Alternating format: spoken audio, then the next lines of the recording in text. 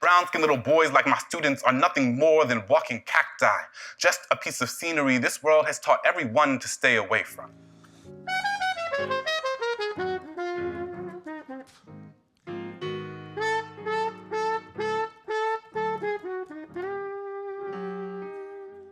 As a child, my father would tell me stories of ancient Egyptian warriors, traveling for endless days and nights across infinite desert plains, showing signs of endurance and bravery I could only dream of emulating.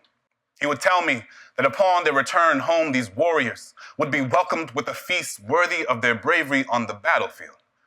Years later, as a teacher in Greater Washington, D.C., I too now find myself traversing a desert, though it is not the one I envisioned. A food desert is categorized as a poor urban area where residents cannot afford or are not given access to healthy foods and grocery stores. Every day at 2:45, I watch my students hop onto this leaking submarine of a school bus, every block bringing them deeper into an ocean where the only fish they find are fried, where fruits and vegetables are playing an everlasting game of hide and go seek because there are no grocery stores here. Just liquor stores and Popeyes, Dunkin' Donuts and 7-Eleven's, children born into a neighborhood that feels more pollution than solution. It is then I realize that I am not too far from the deserts I once dreamed of. See, whether Anacostia or the Sahara, it doesn't make much difference because to these grocery stores, Southeast DC is no different than the Serengeti to them. Brown-skinned little boys like my students are nothing more than walking cacti, just a piece of scenery this world has taught everyone to stay away from. Brianna literally has a landfill in her backyard, so she has a hard time convincing herself the world doesn't just think she's trash. Restaurants come and dump the remains of food she'll never be able to afford to eat. 3 steps from her back door, Jose eats fast food 5 days a week because his mother works 3 jobs to take care of 6 kids and only sees her son when she arrives home from work. At the same time he is leaving for school, he has gotten so big that the excess fat bunker beneath his skin puts added pressure on his joints. His knees are literally crumbling under the weight of this world. Olivia watched her father shot 2 feet from her front porch.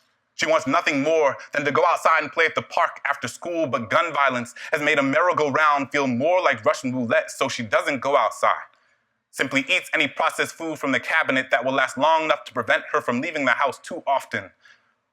These are my students, my warriors, fighting a battle against an enemy they cannot clearly see. These kings and queens meant to feast, not to fester, but their zip code has already told them that their life expectancies are 30 years shorter than the county 7 miles away.